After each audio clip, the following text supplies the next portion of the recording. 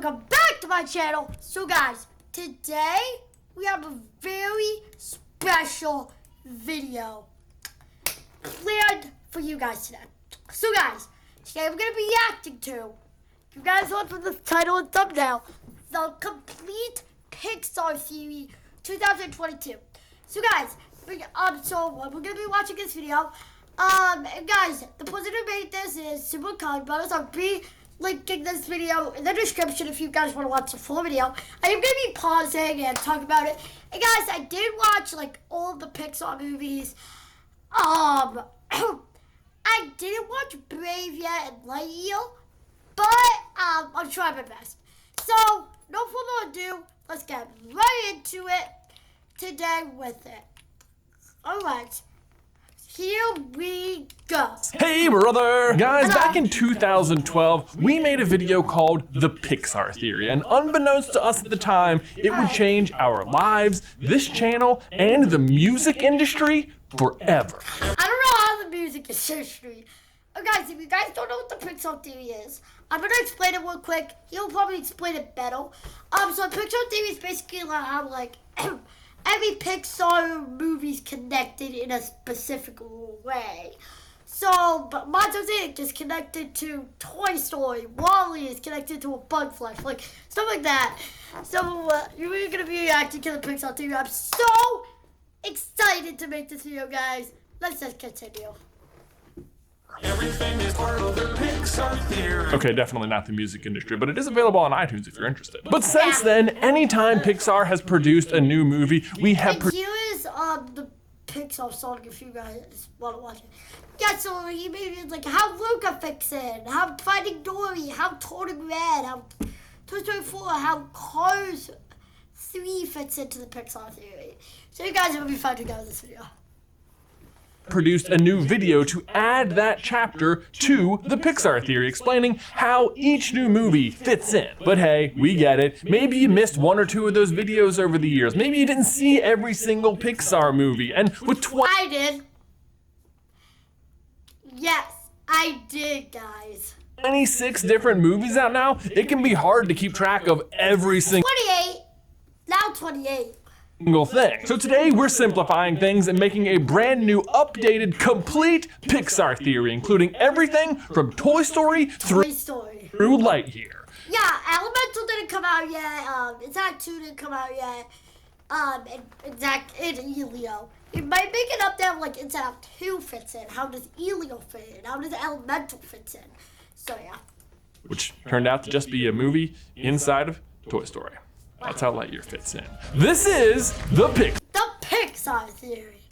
Pixar Theory. Pixar Theory, the Pixar Theory. We're finally going. Hey guys, so it's gonna be ads. So guys, during the ad breaks, we're gonna be hold on, let me pause. We're gonna be talking about what we just saw or heard. So let's continue. To see clearly, the Pixar Theory. The Pixar Theory. By now, I'm sure you've heard of it, but in case you're new, I'm sure you're at least familiar with the idea that Pixar loves to put little Easter eggs in all their movies, little nods and references to all of their other. So like in A Bug's Life you guys saw, this is a trailer, and in Monsters Inc. they showed it. But in case you're new, I'm sure you're at least familiar with the idea that Pixar loves to put little Easter eggs in all. And he'll talk about it soon, but the witch from Brave has Sully and all, which is hot. Their movies, little nods and references. And you can barely see him, but in Up, the bit Lotso's there. To all of their other works.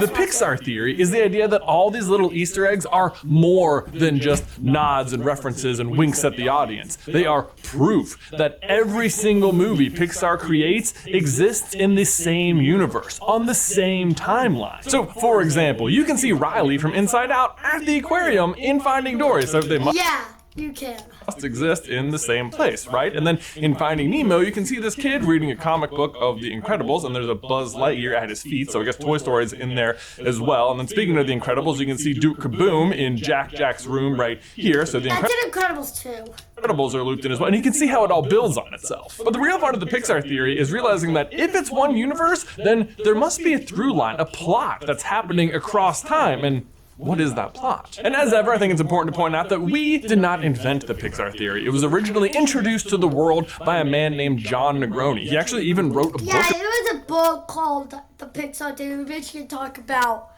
what we'll talk about in this video. The Pixar Theory. Like, what is it? About it. But since then, the internet has of course gone crazy with it. And there are tons of different interpretations and versions of it out there. So the version you're going to hear today is the one that we have come to accept and build upon over the past 10 years here at Super Carlin Brothers. Yep. We don't count any of the short Subscribe to their channel. Link in the description. sparks or shows, just the If you guys want to see more Pixar stuff on the channel, like the video, smash that like button. Okay guys, I know we're 2 minutes and 48 seconds into this. I'm gonna stop pausing for a while, okay? Let's continue. movies. Let's go. The movies, of course, don't come out in chronological order. We'll have to put them in order ourselves. The first one on the timeline is The Good Dinosaur. Yeah, because of the Good Dinosaur, he's about to talk about it, guys. But the asteroid hits the, misses the Earth. Like, this is the Earth, this is the asteroid, it misses. But in real world, it's like, phew. So, that sounds like, because dinosaurs walk now, they're very different in The Good Dinosaur than they were, than they are in real life. So now, basically, humans and dinosaurs are living together, in The Good Dinosaur, yeah. Although I guess you could argue Soul is the first one. Soul is Yeah, but Soul, it just talks about how people created it, because people are already there. Dinosaurs were extinct already. kind of happening all of the time and none of the time, and time just works weird in that movie. So we're starting with A Good Dinosaur. It is particularly important to the Pixar theory because of this moment right here, where the asteroid misses That is how the Pixar universe starts. the Earth. This tiny non-event right here is the catalyst for everything that happens in the Pixar universe. It's why the Pixar universe is so similar to our own, but also slightly different. And the first big change is pretty obvious. It's how much more the The dinosaurs developed more since the asteroid missed Earth. So now they have to walk. For food, yeah.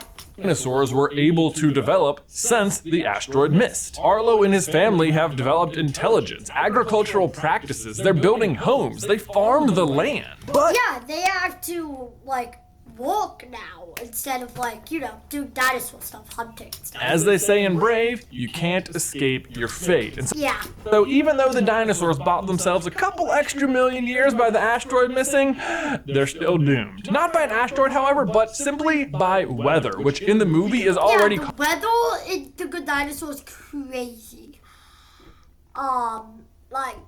Spoiler warning, all those dads literally got, taken away by a storm. It was crazy. causing catastrophic problems. Climate change. Who knew? For example, the pterodactyls used to be able to hunt, but now they have to follow the storm in order to scavenge food. Yeah, now they have to follow the storm and, in this movie, they eat, people that need help. Yeah. The T-Rexes have to herd animals to provide themselves a steady Yeah, they have to hold bowls now. Yeah, steady to have a food supply, yeah. food supply, but food is so short that they're under constant threat of losing their herd to raptors. But on the other hand, we also get an early glimpse at human life on the planet in the form of Spot, who proves that Spot is one of the first humans, basically the first humans in Pixar, in this Pixar timeline, yeah. that even the youngest humans are extremely resourceful in ways that the dinosaurs just aren't. What The Good Dinosaur establishes for the Pixar universe, though, is something we're going to continue to see through the timeline as a whole. It's this idea that any animal that doesn't get domesticated, like rats or insects, or basically Yeah, like in Ratatouille, Remy is he's kind of domesticated. And in A Bug's Life, the bugs are not really domesticated. And after he talks about Wall-E, I'll tell you guys how A Bug's Life fits in. He doesn't really talk about A Bug's Life in this video, but I will tell you guys how it fits in. There's a theory going around of how it fits in. So. Anything underwater will develop some level Finding Nemo. They have intelligence now, so yeah. of intelligence. Heck, even in The Good Dinosaur, you can see different levels of domestication with the chickens. Yesterday, he said Footless Fran was the worst. He's only got 1 foot. But hey, that's not the only way an animal might gain intelligence, right? You might also be a human who was magically turned into a bear. That's right. Next up, we turn to the movie. Yes, Brave and Turning Red, they fit together somehow.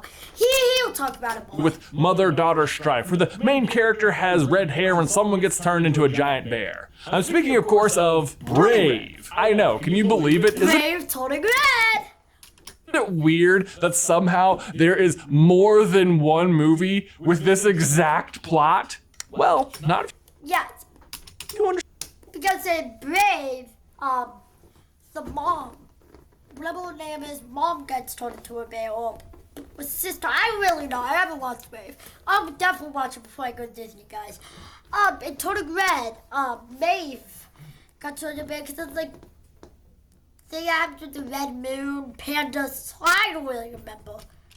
Understand the Pixar theory. Otherwise, it's kind of weird that even a single movie exists with this plot. But honestly, I'm kind of surprised it took this long for another movie like this to come out, because not only are the plots similar, but so is all of the magic involved in turning Basically. someone into a bear. Real sentences I say for my job. Thank you for watching. Both situations involve a character from the Thank you past guys for watching this video and all my other videos. searching for power. Soon Yi in Turning Red to protect her family, and Mordu in Yeah, because in Turning Red, the mom wanted to protect her daughters, so she asked to someone for to be a bear or panda, red panda, and then Mordu in Turning Brave. Brave for conquest, and both are granted this power in the exact same form. Giant bear. Mordu gets it from the witch in Brave, and Witch and Brave, that is how that bear happens. Witch does a theory where the witch is Boo. The witch for Brave is Boo for Monsters Inc. We'll talk about that later. Uni gets it from the gods, apparently? Or does she? Hold on. Oh, ad breaker. Okay, guys. So yeah, so both of them got turned into pandas or wanted to get turned into a panda. Mulder and Turning Red, or whatever her name is in Turning Red, wanted it for a daughter, so she asked a god to do it. And then Brave, the witch did it. More on that later. But let's talk about the witch, because the witch's workshop is by far the most curious thing about this movie, especially as it relates to the Pixar theory. For one, it introduces us to magic, which is our first glimpse of things behaving in ways that they're not supposed to. Her crow can talk to humans, her door doesn't work the way I've ever known doors to work, and the witch herself seems pretty adept at wielding magic. But she is obviously also not the source of it. For example, her knives and other sharp objects are quick to turn on her when Merida offers her a valuable piece of jewelry, suggesting they have some mind of their own outside of the witch's control. Or who knows? Yeah, they could be robots or something. Yeah. Maybe she's just not speaking with enough heart's fire. Am I right, Barley? Yes. From onward. Heart's fire, you must speak with passion. Don't hold back. Indeed. And by the way, guys, I'm watching Onward now. After this video, I'm gonna continue watching it. I'm probably gonna finish it. Barley. But the other important bit of magic we see that the witch can do is the power to change someone's fate. Here's how Merida describes fate. Some say our destiny is tied to the land, as much a part of us as we are of it. Others say fate is woven together like a cloth, so that one's destiny intertwines with many others. It's the one thing we search for, or fight to change. Some never find it, but there are some who are led. One's destiny intertwines with many indeed. Wonder who that's about. But anyway, let's get back to bear magic. There's obviously some key differences between Turning Red and Brave. Obviously, one is a giant red panda and the other is black bear, and that soon Yeah, black bear becomes a red panda. he is able to go back and forth between human and panda. Yeah. So Tony Red, they could switch. Like if you're calm, you're human. If you get too angry and stuff, you become the panda. And brave, you just stay as the bear. Whereas Mordu just sort of gets stuck as black bear. But there's quite a number of similarities as well. For example, both sets of bears have a certain darkness to them. I mean, Mordu is basically in full dark mode all the time, even though when he dies, you can see the human spirit inside of him is actually much more at peace, which sort of suggests that somewhere along the way, the bear or primal darkness or something overtook the man. It's like the scene in Turning Red where Maylin is going through the mirror and there's like, Yeah, where she's like, I'm getting a panda out of her. a big struggle. It's like the bear won that and is the one who's left on the I outside. think she's getting the panda out of her. Merida's mom also shows moments of advancing towards darkness throughout the movie, and we see Mei Lin totally lose her cool on Tyler when he calls her a freak. Not to mention, Ming as giant Godzilla. Yeah. But Malin, no, not Malin, sorry. Oh god, I don't remember her name now. Wait. Yeah, Malin. Mom literally, panda is as big as Godzilla. Even how you undo the bear spell is super similar. Both somehow involve a celestial-based time limit for... Yeah, because it's sort of red, it's the red moon. I don't know about Brave, since, like I said, I haven't watched it yet. I will. I promise you guys I will. It's before the second sun rises, and for Mei Lin, it's before the end of the red moon. Then stand inside of a physical circle and sing with your heart. That's basically what happens in both movies, basically. Oh, right, sorry, heart's fire. My what? Your heart's fire. You must speak with passion. This separates the bear spirit from the body. Man, even that, a soul entering or exiting a body after a circle? Yeah, that's just like Soul. Drawn on the ground. Why does that sound familiar? I'm telling you guys, it's like all these movies are connected or something. Oh wait, that's why you're here. And yes, I know nobody Yeah, the movies are connected. in Brave is actually singing, but they are standing in a stone circle and everyone is wishing with all of their heart that Merida's mom is going to come back. Okay, fine, we The also heart's fire. don't know that's what they're thinking, but if you don't think that Merida has enough heart's fire on her own to bring her mother back in this situation, then you need to go watch the movie again. And I mean, just Yeah, I haven't watched the movie actually. compare the separated soul from the bear in each movie. I mean, it's just this translucent ghost of the person who used to live. Coincidence? I think not. Thank you, Bernie. Yeah, you guys will be seeing that live in the Incredible. Coincidence? I think not. But okay, so magic exists, souls exist, humans and animals are capable of intelligence. What happens next? Machines. Yes, machines. And in fact, guys, the Incredibles comes next. the power struggle between humans, animals, and machines is what takes up the big middle section of the Pixar theory. But I use power struggle pretty loosely here because it's not like any group is trying to be in control or suppress the others in any particular way. It's just that as certain groups rise, it's usually at the cost of the others. But I say others pretty loosely here because for the animals, their ship sailed with the dinosaurs. Like that was their time, and from there on out, everything's pretty much downhill. But we'll get into that more later. For now, let's focus on the introduction of the machines, which happens in The Incredibles, which takes You place... guys do not know what the Incredibles is about. Like, it's basically about superhero family. Bob, which is Mr. Incredible. Violet, which is the oldest kid. Dash, the youngest kid, and then Mrs. Incredible, the last girl. Yeah. And Jack. Jack's not in this scene, but you guys saw Jack at the beginning of the video. Place somewhere around the 1950s and 60s. Here we see the supers who live in a world of constant fear. Yeah, because they kept getting illegal and illegal. Yeah. Fear and crime and do their best to fight it. Until one day they get outlawed. But not before the best of all of them, Mr. Incredible, offends his biggest fan, Buddy Pine, aka Syndrome. Turns out this day had a pretty massive impact. Little did Bob Parr know that by not entertaining little Buddy's fandom in this moment, he would alter the course of the entire world pretty immensely. Because the end result is that young Budford retreats home, locks himself in his room, and invents artificial intelligence in the form of the Omnidroids, lethal robots he used. Yeah, the Omnidroids killed every super, what they say in the movie is, if you defeat it, every time you try to defeat it, it gets more powerful. It gets smarter and smarter and smarter. And not a lot of supers beat it. And after you beat that, the Omnidroid, another one comes up. Yeah, it's pretty crazy. Uses to try and kill off all the supers so that he can pretend to be one. Too bad for him though, the machines end up being smart enough to defeat even him. Thankfully, the Incredibles are able to step in and defeat the Omnidroid anyway, but it's too late. The damage is done.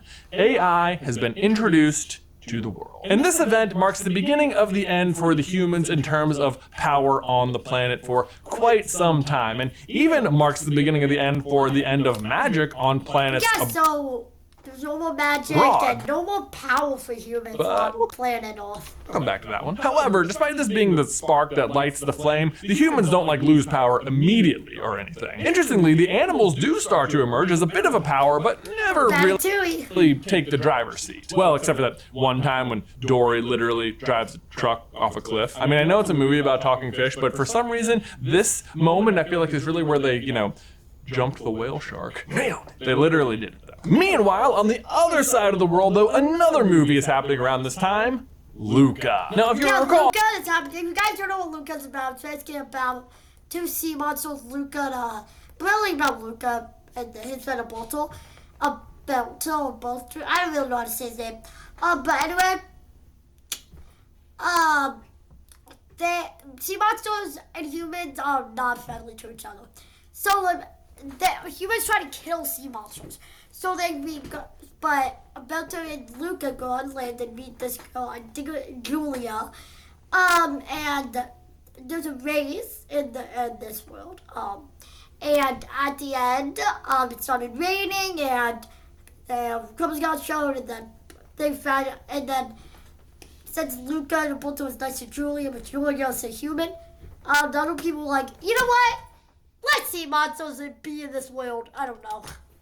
At the end of Luca and Alberto are revealed to be sea monsters, a revelation that the people of Porto Rosso accept and embrace almost immediately, which is fine, good for them for being so open-minded, but I do feel like it happens kinda super duper fast for a town with a statue of a man killing a sea. Yeah, they have 500 statues and stuff of people killing sea monsters. I don't really know how that works. Sea monster, right there in the middle of it. But now we're good. Instead, let's go ahead and make these two sea monsters the champions of this year's pasta triathlon. And if that doesn't say progress, then I don't even know what the point of a pasta triathlon even is. That said, maybe part of the reason they weren't as surprised by this sudden revelation of sea monsters is because they're used to sort of supernatural things happening in the world, like superpowers, which we know are things happening all around the world because of how the end of Incredibles 2 goes. But what also lines up really nice. Hey guys, let me just say something. So he doesn't really talk a lot about the sequels because the sequels basically happen next to each other.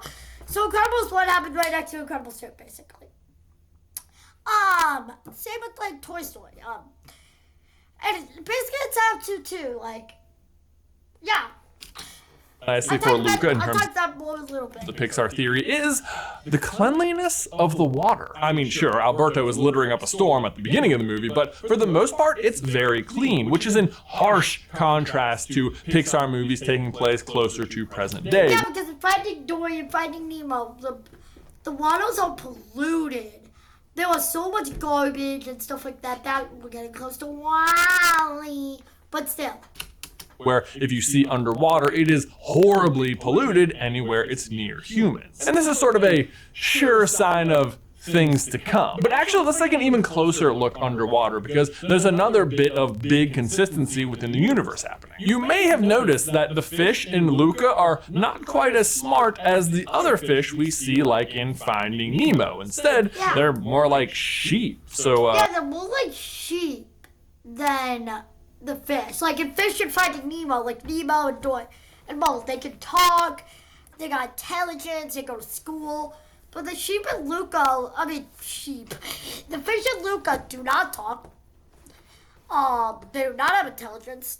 They're basically normal fish. So, what gives? And actually, we already went over it. It's because the fish in Luca have been domesticated by the sea monsters, much like the chickens were domesticated by the dinosaurs in The Good Dinosaur. yeah, because like the dinosaurs teach the chickens and stuff like that. But you might be wondering about now, where did the sea monsters come from? And that is a very good where did they question, come and we from? will definitely answer it in a little bit. It is quite important. But we did mention Finding Nemo, so for now, let's move on to our next set of movies within the timeline, which are the Toy Stories, Inside Out, Finding Nemo / Dory, Ratatouille, and Up. Yeah, so all those movies come up in the same area. Yeah. Actually, Turning Red takes place around this time as well, but we already sort of talked about Turning Red. So anyway, Finding Nemo shows us just how much the fish, similar to the dinosaurs, have advanced in intelligence in the absence of humans. They have school systems, traffic lights, Yeah, they have schools, they have roads, they have traffic lights, they have like homes, they have everything. estate market. They Because have everything we basically have. a lot of other clownfish had their eyes on this place. You better believe they did. Every single one of them. Not only that, but we also see a lone fish successfully circumnavigate the globe, find his son, and another group of fish Yeah. overpower a human. But not all animals Yeah, they overpower the dentist and the girl. I forgot what her name is. are out to fend off humans. Instead, in Ratatouille, we see that Remy works alongside humans to great effect. He literally becomes the greatest chef on Earth, which is pretty impressive when you consider that until then, cooking was exclusively a human act. Yeah, it's basically a human activity, but Remy loves to cook. He reads. He loves to cook. He basically says every human that everyone can cook. That's basically the lesson of the movie. Everyone can cook. Activity. But I guess I should note that while Remy is an exceptional rat, he is also an exception to the rule. The rest of his family totally sees humans as the enemy, and in the very near future, that is going to become very true. In the meantime, though, the fact that Remy the rat is actually the greatest chef on Earth is a secret known only to 4 humans by the end of Ratatouille. Linguini, Colette, Anton Ego, and... Yep, Linguini, Colette, and Ego and Skinner.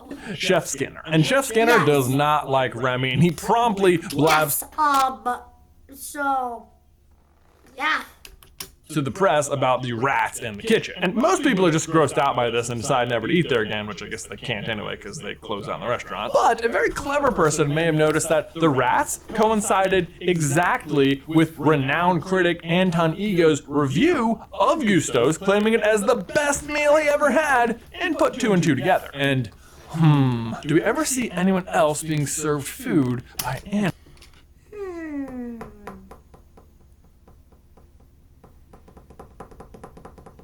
I don't know. Animals. As Epsilon is the finest chef. Yes, Up. The dogs have collars that can talk. Yep, the dogs can talk, the dogs can cook. Now, Ever had. Charles Muntz, the man literally waging war on animals, or, well, a specific animal. Your father knows. Kevin. So now, guys, we're going to be talking about Kevin, which if you guys know what Kevin is, it's the bird from Up. Yeah. A prehistoric animal, I might add, which, per the Pixar theory, has become incredibly intelligent and evaded capture for Yeah, he's 7... really intelligent. The dog, listen to the dogs. And the dog, look, and Kevin literally, like, you know how, like, guys, you know how, like, dogs, if like Moose and Leo, when we first got Leo, Moose loved Leo so much, and, like, because Leo was a baby, and, like, Moose was grown up, he knew he had to take care of Leo.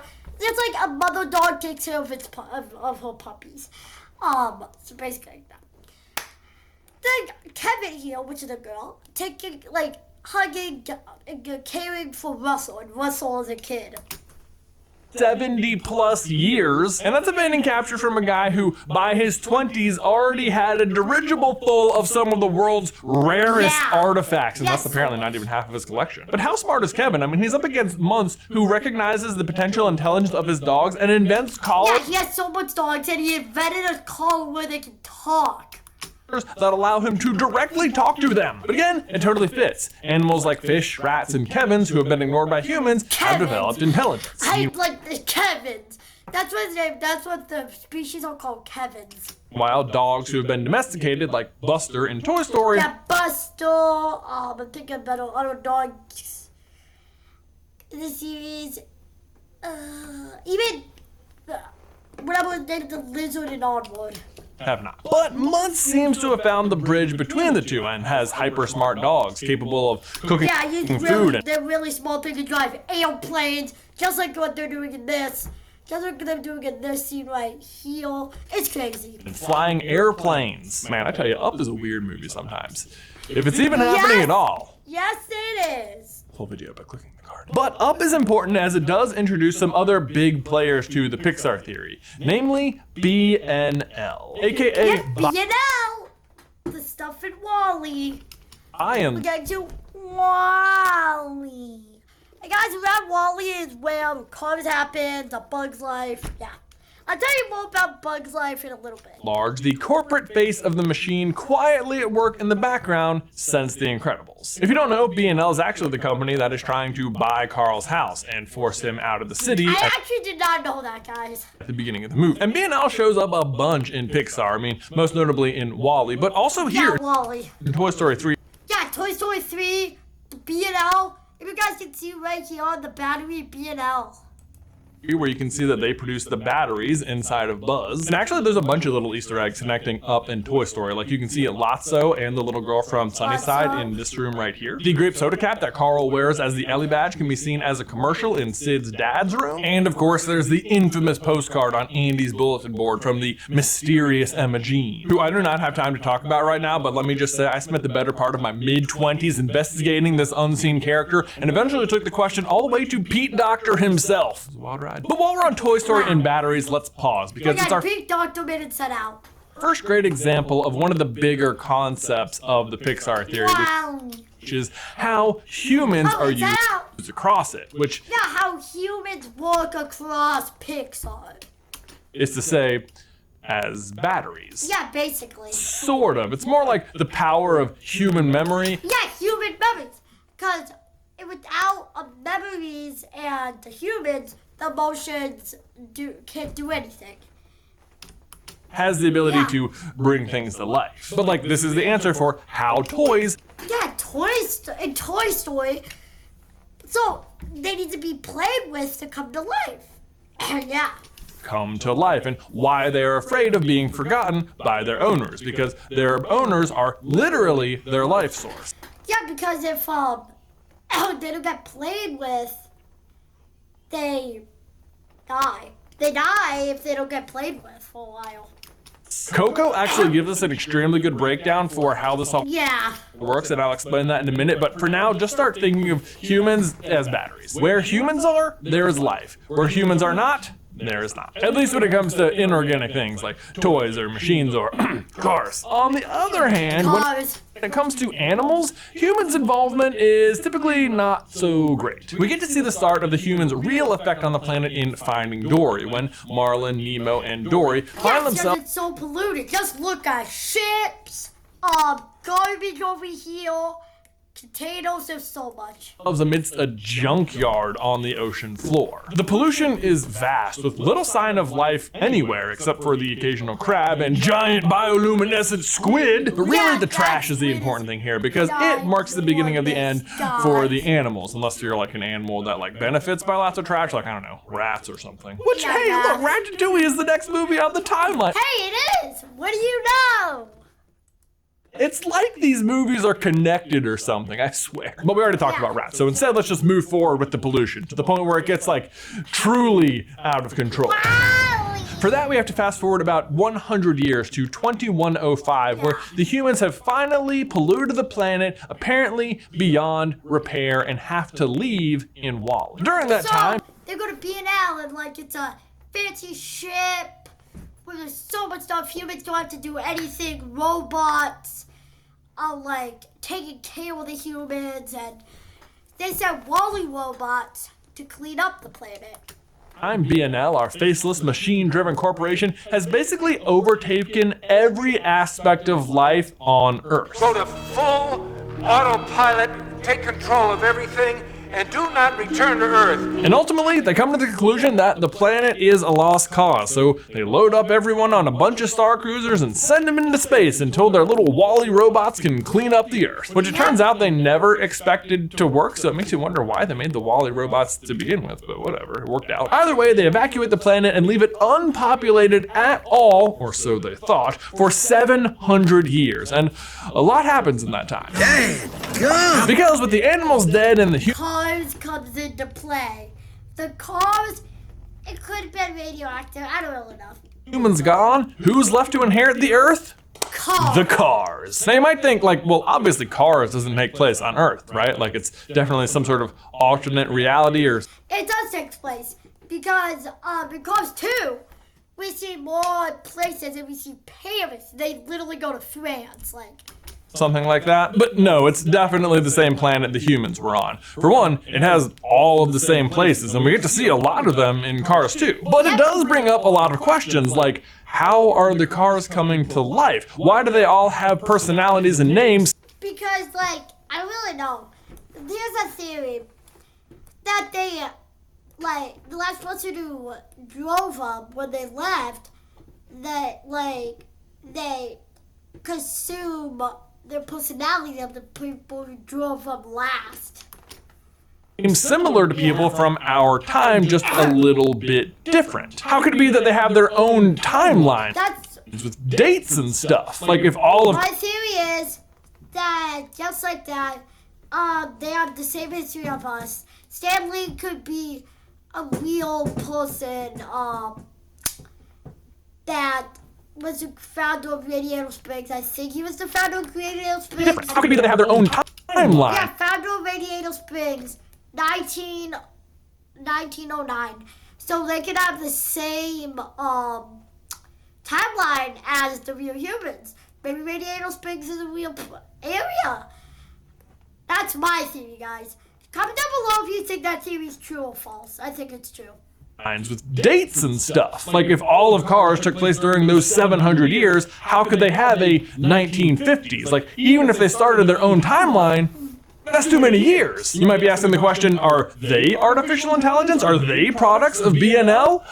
No. B&L may have polluted the planet to an unlivable state, but power and domination was never their goal. Like, they were never trying to kill off the humans or develop their own race to inhabit the Earth. B&L's goal was always to make the lives of humans easier and we're halfway to finishing this video, just saying. Easier at any, and I mean any cost. I mean, they literally paid with the entire planet. But seriously, look at how everyone is treated on the Axiom. Like, if your goal is to eradicate humans, why bother keeping them alive and comfortable? But, so if the cars aren't robots were taking care of humans and Wall-E. artificial intelligence, what are they then? Well, how it works is they could be people. They inhabit the personalities of the humans who last drew them. that Drew them, whatever, yeah. the cars are coming to life the same way the toys were coming to life. The same way Because humans are using them. the monsters will eventually power their cities. Yeah. With human energy. And while it's very similar to the toys, energy. The cars got drive, and they used their human energy for the people that last drove them to drive on their own and inhabit the earth. toys, there are a few key differences. I mean, obviously the cars weren't coming to life while the humans were there the way the toys were. Plus, since they're built as cars, they still need fuel, oil, maintenance, and stuff like that to operate. But perhaps the key difference is that the toys are designed as something that is supposed to be brought to life by a child's imagination. And thus, typically... Yeah, because without child's play with the toys are gone. But with the toys, with child's imagination... Like, Andy has wild imagination. The toys come to life. Their personality matches, whether that's a cowboy or a space ranger or a part slinky dog or a potato with the rearrangeable face. Look, I'm Picasso. I don't get it. Cars, on the other hand, are not built this way and so don't have a pre-existing personality. Instead, cars take on the personality of their former owners, complete with their memories, but viewed through a carified lens. It also appears... Yeah, they got viewed by a qualified lens, so they could remember a specific time with their humans, but they only remember them. Does that make sense, guys? I might go to make a video of how the cars look. I don't really know. Okay. It appears that the cars Let's just continue. wake up, if you will, in the same order in which they were cared for, instead of all at once. This explains why new generations of cars, from Doc Hudson to Lightning McQueen, all the way up to Jackson Storm, continue to emerge throughout the series. And why their years... New generations of cars come in, and Lightning McQueen has to find a way on how to, like, still win with the new generation.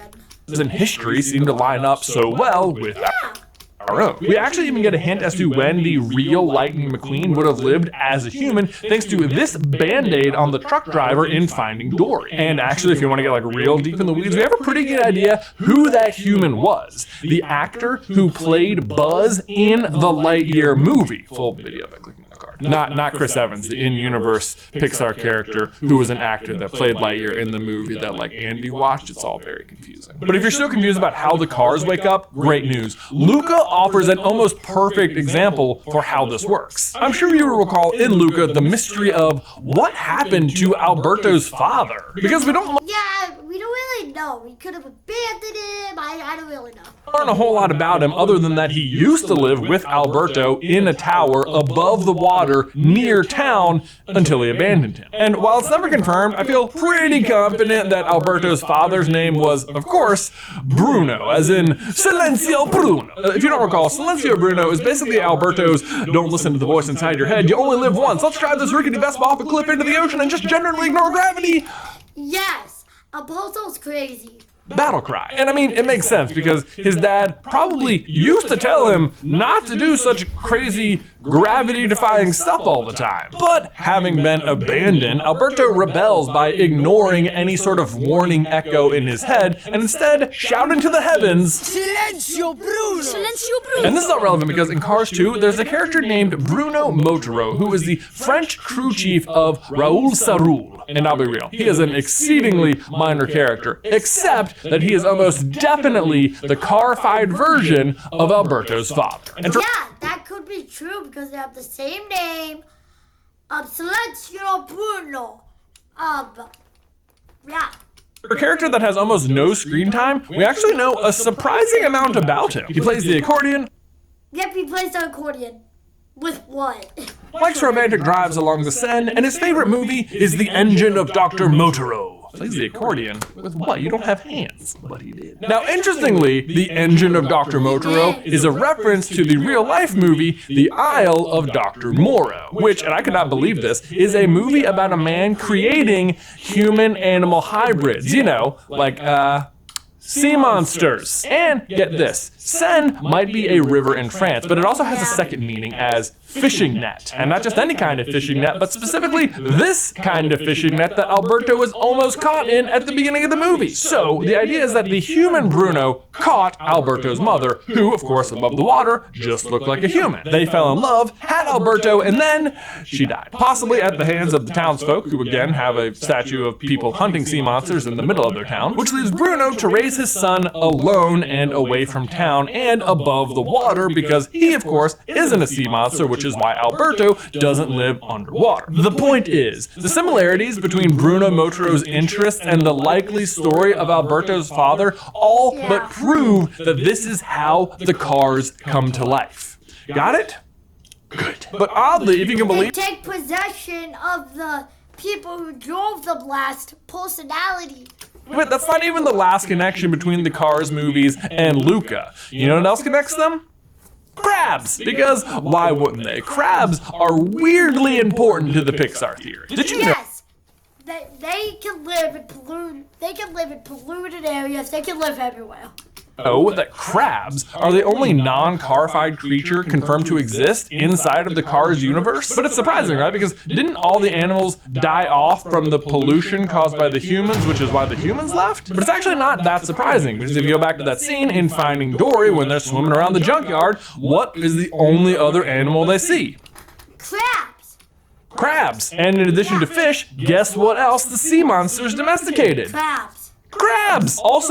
Actually, we know that as far forward as Wall-E, there is at least one other critter that seems to have been able to survive, the cockroaches, like Wall-E's little pet, Hal, which may seem irrelevant here, but crustaceans, such as crabs, are actually extremely Wall-E's little pet Al is a cockroach. closely related to roaches. Keep that in mind next time you're having a lobster, right? Just a big old sea roach. Like no one ever wants to eat bugs until they're giant, live underwater, and served at a premium. Alright guys, now we need a quick pause to tell you that today's show is brought to you by BetterHelp. I'll just be straight with you guys. When life is— Guys, we're just gonna skip this part.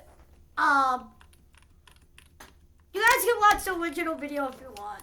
to match with the theory. Simpler, there's no waiting rooms, no LP follow all the Earth and went out into the far reaches. But actually, lots of Star Cruisers follow all the humans that went on the right. The axiom is in the description down below. Anyway, where were we back above the surface? Oh yeah, right. The axiom just left with all the humans. So guys, so the thing where the axiom fell into the mountain, that's the mountain in Onward. Well, I guess actually we follow all the humans that went on the axiom, but actually lots of Star Cruisers left Earth and went out into the far reaches of space. You ever wonder what happened to the rest of them? Like, are they— Hey guys, we're officially halfway done with this video. Just saying. Okay? 20 more minutes. just still out there? Honestly, probably. Except for one, which didn't have such a happy ending and instead crash landed on a whole different planet full of magic. Not gonna lie. Magic? Onward. Which is where the Star Cruiser crashed into the mountain of Onward. When I first watched Onward, the thing that bothered me the most was that in this like total fantasy world, all of the technology they came up with was almost the exact same stuff we humans came up with, except obviously they weren't on Earth because there was like 2 moons. Like, how could that possibly be? I wondered, how is this gonna fit into the Pixar theory? Are smartphones and cars just inevitable? No. What happened is one of the other stars Pixar theory provides. Ours just inevitable? No. As ever, the Pixar theory provides. The reason the technology in Onward is so similar to the technology Because the Star Cruisers crashed. Yeah. from Earth is that it's from Earth. What happened is one of the other Star Cruisers crash landed into the planet of Onward and all their technologies Look guys. being Look. It's literally the exact same shape of the mountain from Onward. Look, you're gonna be asking, but Caleb, what about all this stuff?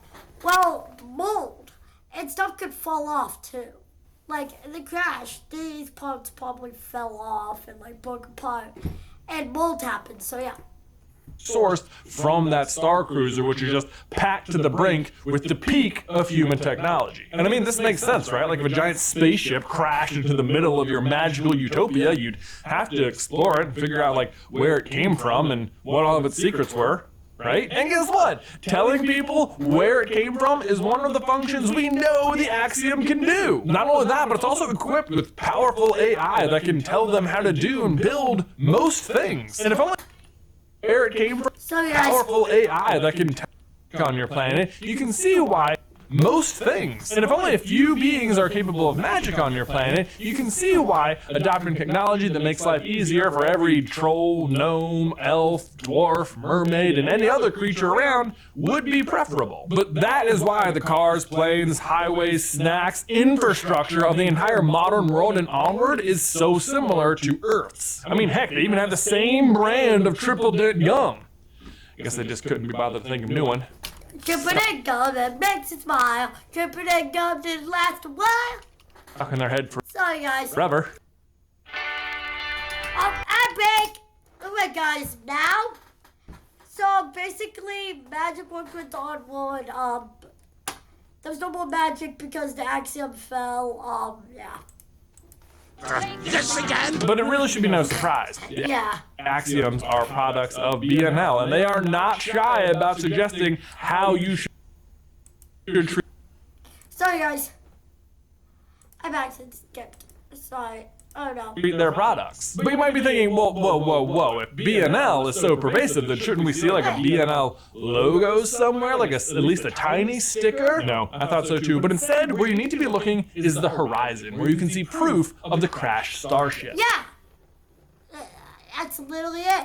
In the movie, the brothers are questing towards a mountain in the distance called Raven's Point. It turns out this isn't their true destination, but it is ours. Because Raven's Point isn't a mountain at all. The whole movie, I kept thinking, man, it looks so familiar. And that is when I looked up the blueprints for the axiom. And guess what? It's a perfect fit. And if you think, whoa, are you telling me those ships are the size of the mountain? Yes, they are. These ships are absolutely massive and totally mountain-sized. And if you're wondering why it doesn't look like a spaceship anymore, that's because it's been there for hundreds of years and it's just been like covered by nature in the meantime. But anyway, let's get back to Earth, where the cars and apparently a few crabs are running the place. Because you might have noticed that in WALL-E, the planet looks way more polluted than we see it in Cars. You may have also wisely pointed out that there's a ton of plant life in Cars. Yeah, there's so much nature in Cars and like buildings. Like it's basically Earth, but Cars. Eve drones should have easily been able to find and report back to the captain. Very, very good points, both of which, though, are pretty easily explained. First of all, the humans may have needed to leave way before the planet looks like it does in WALL. And second, the Eve probes may specifically be being sent to locations where there is no vegetation to find out if vegetation has returned to those locations. But either way, it doesn't matter. Every single... Yeah, because while it can take place on one country or one side of the world, and Cars takes place on the other side of the world. So one part can have plant life in Cars, second might not. I don't know. Eve droid could be coming back with plant life every single time, and it makes no difference because the AI is programmed to never return anyway. At all times, it maintains its directive to stop the captain from ever learning about it. As for the planet being so brown, well, I think that's probably because the only inhabitant of the planet for several centuries were Cars. Was Cars. But of course, the Cars too eventually die off. Look. Here's poor Todd. Kind of weird for them to leave that It's a planet truck. carcass in the shot, am I right? Get a car, you get it. But it's like we said, when there's no humans, there's no energy. The cars can survive on fuel alone for a while, but even by Cars 2, there's already an energy crisis. But of course, we all know that is where WALL-E steps in and solves everything by finally delivering a plant to the captain of the Axiom and delivering the humans back to Earth. We can go back home for the first time! And what becomes of the humans? After they return to Earth? Well, it looks like they start rebuilding, but eventually we know they become monsters. Wait, guys. So in WALL-E finds a plant. You know that plant? At the end of the movie, he plants it. And people think that that plant grew into the tree for Bugs' life. And the bugs getting domesticated and stuff like that before the humans come back, and then they turn into monsters. That's just a theory, guys. Now, we've always known this was the case. For a long time, our theory was that after returning, there was still some, leftover... Yeah, radiation or something. Radiation and they turn into monsters. That's the old theory. From the I actually pollution don't know the new one. that got into the humans and eventually caused them to mutate into the monsters. But with so many new movies out, we now have a much better understanding of what actually happened and how they transitioned into the monsters. The answer is, of course, the sea monsters. See, while the above-ground humans all left on the axioms, it doesn't Yeah, sea monsters stayed. mean the sea monsters ever left. The oceans being much larger Yeah, than the the sea monsters could have just stayed in one area. surface likely allowed them to spread out and find sanctuary and survive the intervening 700 years. I mean, we absolutely know they don't have to live near land or anything, thanks to Luca's creepy uncle. And this offers an alternate explanation for how those crabs were surviving during the times of the cars. They were domesticated. But so as the humans are now able to return to a now livable planet, so too are the sea monsters able to re-emerge above the surface, where, as ever, they continue to take on the form Yeah, now they can come back up and become human. of humans. And if our story about Alberto's parents is correct, then it means the sea monsters could procreate with the humans and eventually create an entire race of monsters. But of course, Yep, that is where Monsters Inc. That's where Monsters Inc. and Monsters U come in. after that happens, it means, once again, there's no humans left, which means energy crisis, which is where we find the monsters in. Wait, but Monsters University comes out. So, Monsters University will come next. Because Monsters University came out before Monsters Inc. No, it came out in real life. Monsters Inc. came out first. But Monsters Inc. was a prequel, so maybe Monsters Inc. was first of how Mike and Sully became friends and stuff like that. Then Monsters Inc. happened. I don't really know. In Monsters Inc. Mikey, there's a screen shortage. We're walking. In fact, what Yeah, is there's it? a scream shortage in Monsters Inc. We know they're harvesting to run their cities? Oh yeah, human energy. Or more specifically, Yeah, so they're basically going back in time and scaring kids. Yeah. human emotions, or even more specifically, human memories.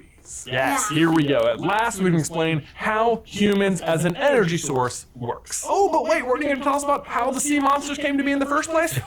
Yeah, I am. I'll get there. Okay, shh, I'm talking about batteries. I'm over here now. Okay, so if you will recall, Yeah. talking about batteries. Yeah. I'm over here now. Okay, so Yeah, now we're talking about human emotions and memories and monsters. if you will recall, at the beginning of Monsters Inc., there is a scare shortage, which, if you ask me, makes no sense. I mean, we know Sully and Randall are both simultaneously close to breaking the all-time scare record. That means the two best scares of all time are working at the same time, right next to each other, on the scare floor, and somehow you're in a scare shortage? Yeah, because Monsters Inc., Sully and Randall are the best scarers. And we also learned at Monsters University that Sully's dad was the best. So. Oh, kids these days. They just don't get scared like they used to. Yeah, he said that because, guys, he's about to talk about it. He's about to talk about it in a sec. But, guys, they go back in time, so every year they like every time you pass in the human world, the monsters get you pass in the monster world. It is kind of confusing. He'll talk about it more. News. Indeed. The solution in the movie is to switch to laugh energy, which I submit to you, based on what I just said, makes no sense. If talent is at an all-time high, why scream at an all-time low? Well, it's because of how the scare floor works, which is time travel. When the monsters go through the doors, they enter the human world. But as we've just established, the human world is their world. What the monsters are doing is just accessing a point in history when humans existed. Yeah. So that's basically what's happening. They're going back in time to scare kids.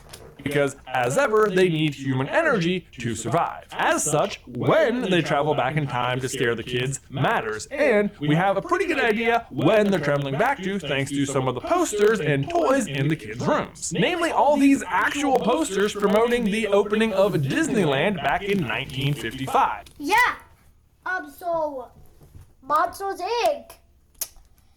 Takes place around when Disneyland first opened. And guys, I'm going to Disney World, so, yeah. Guys, I kind of moved because the camera's kind of getting uncomfortable. But anyways, let's continue.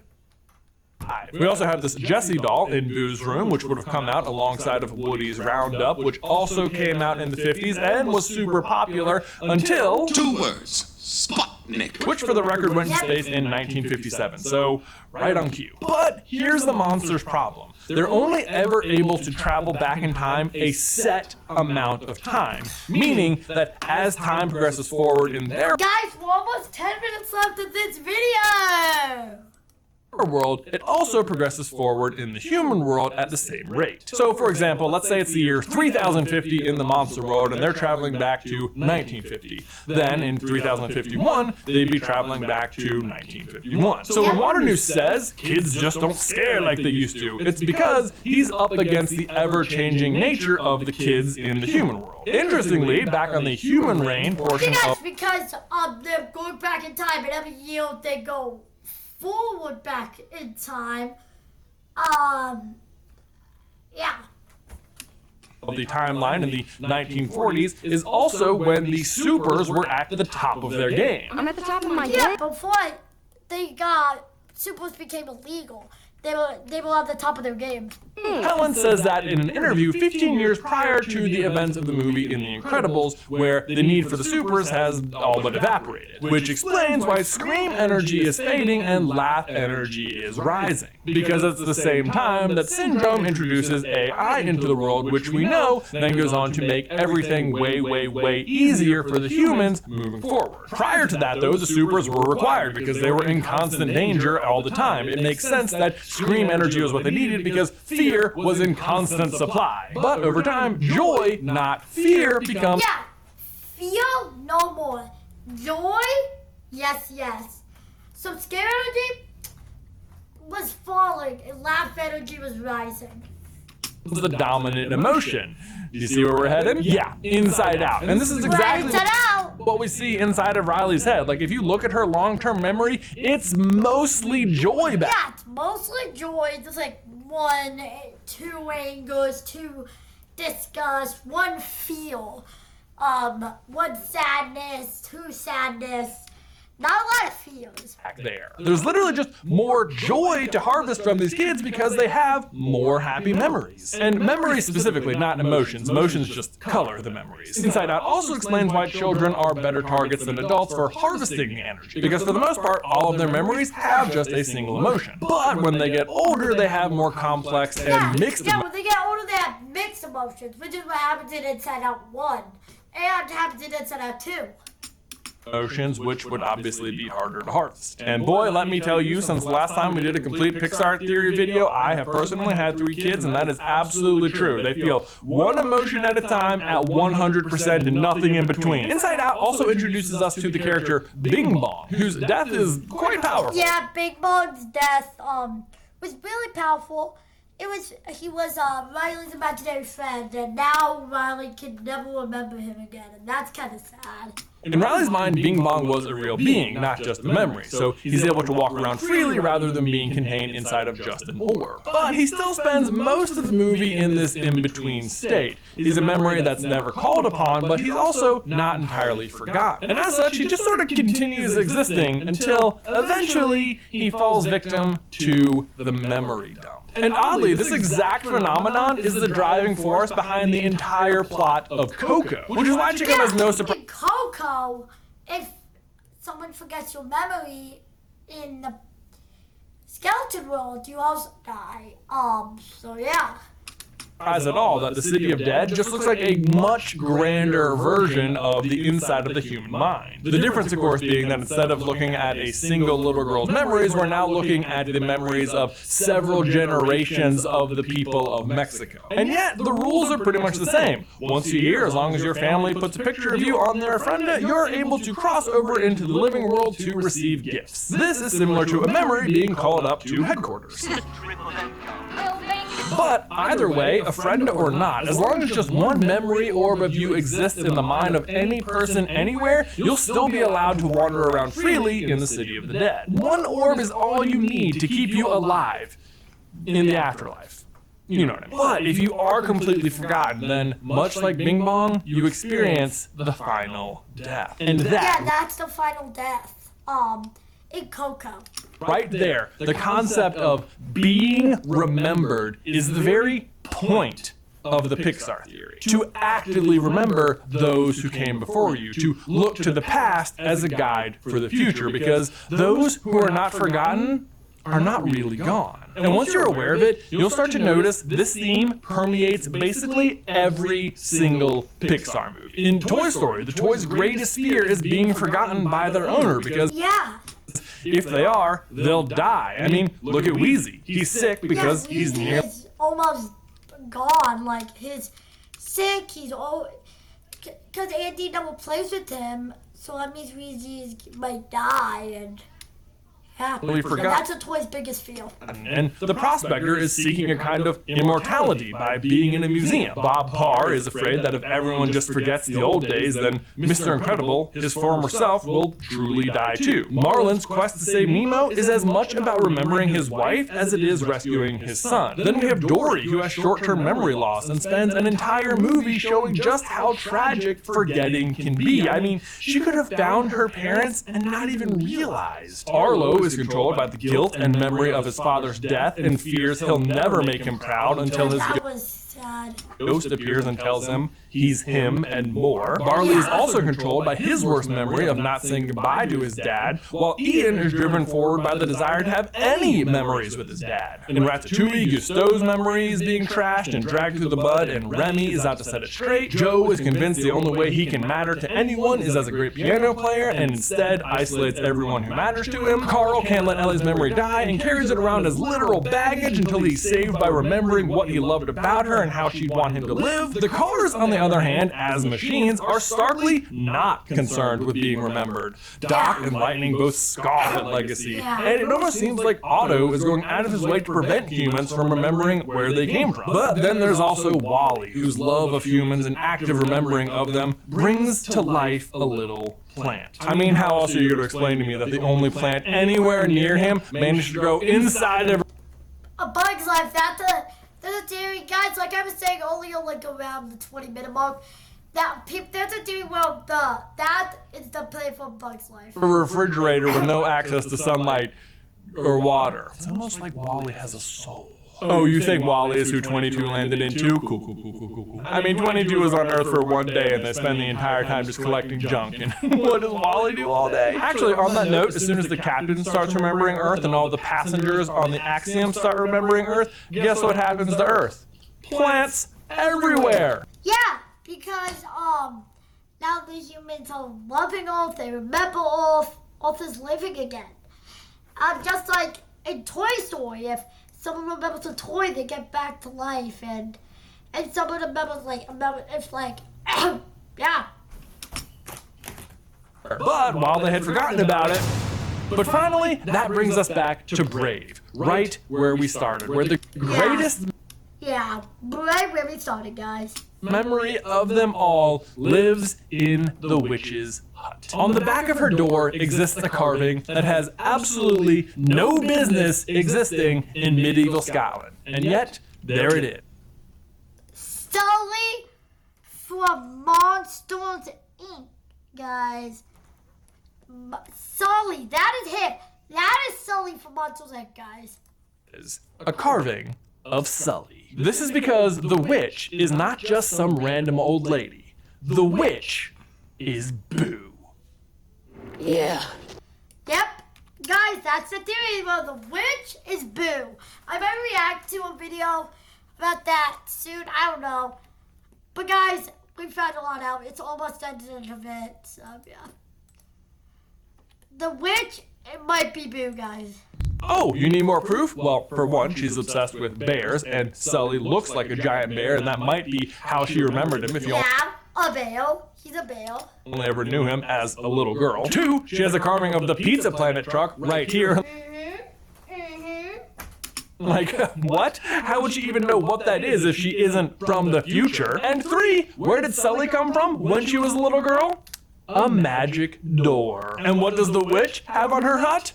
A magic door! What a weird memory to chase your entire life, right? A giant bear. Probably think you were going crazy, but part of you would always remember your adventure with the giant talking bear. Like, was it just a dream? It must have been, because giant talking bears don't exist, right? People still talk about Pandapocalypse 2002. Oh, Yeah, it does.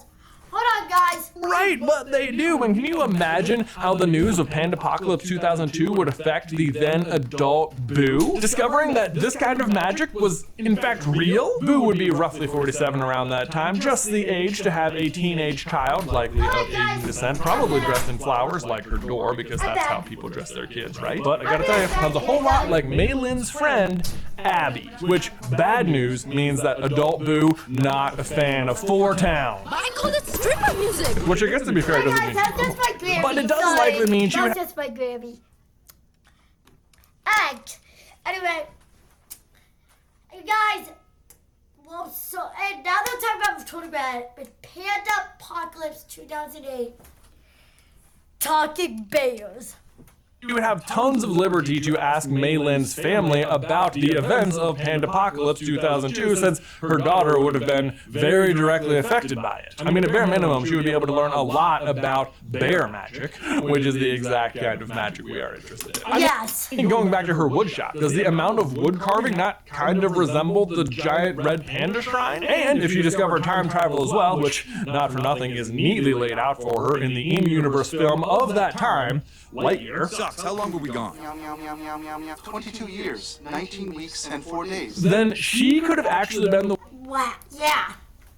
one who went back and gave Sun Yi the ability to transform into the panda in the first place, thus ensuring an infinite loop where her future self would always learn about the magic. And she is good with this trick. In fact, it's the very trick she uses to make sure that Sully himself never experiences the final death, to ensure that Sully is never forgotten. Because again, all you need is one memory orb, right? But so how do you ensure that never fades? By going into the past and remember. Yeah, because if you go to the past and remember it, the memory orbs keeps on getting created, so it never dies. Remembering something from the future, thus creating a permanent loop. As long as she stays here and sets the events of Brave in motion, she ensures the future will always happen. She'll always go on to be a little girl again and meet Sully, who will grow up to go back in time and ensure the memory never dies. And believe it or not, this exact same trick also explains where the sea monsters came from. We're finally there. Yeah, we're there. Here's how it works. We mentioned earlier that while the humans were gone, the sea monsters were able to thrive under the water. Once the humans returned, the sea monsters would likely outnumber them, and eventually they could interbreed with them and create an entire race of monsters. But so how did the sea monsters arrive on Earth to begin with? Well, That's how Monsters University Monsters pretty Inc. simple. fit in. the first sea monster was just a banished monster from the future. In fact, we already know for sure of at least one banished sea monster in Monsters, Inc. Loch Ness, Bigfoot, the Abominable Snowman. They all got one thing in common, pal. Banishment. Indeed. Now, granted, Loch Ness is obviously in Scotland and we're in Italy, and those are different places, but that's not much of a problem because obviously you can be banished to just different places. Welcome to the Himalayas! Thank you, Abominable. Yes, the Himalayas, which is where Mike and Sully are banished to, proving that the monsters are happy to use the same door and location to banish multiple monsters. But even so, you must be thinking, wow, they must have had to banish a lot of sea monsters, like were they just all breaking the rules?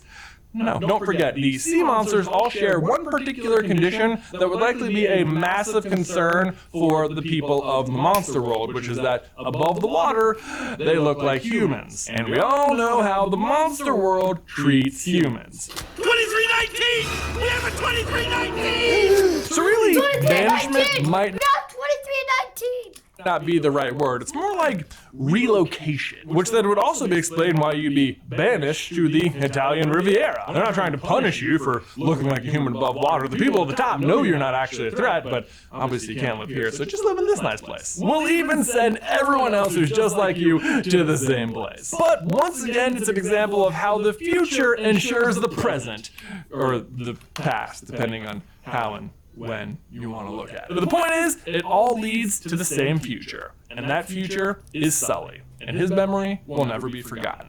And that is the Pixar theory. Well, guys, that was a complete Pixar theory, guys. This show was sponsored. That was a wild ride. Oh, sorry guys, I really know what that was. Sorry guys. But anyway, that was a complete Pixar theory. I hope you guys enjoyed. I'm now going to go watch the rest of the Pixar movies. Hope you guys have the rest of your day. Have a great summer. I'll see you guys in my next video. Have a fantastic day. And yeah, bye.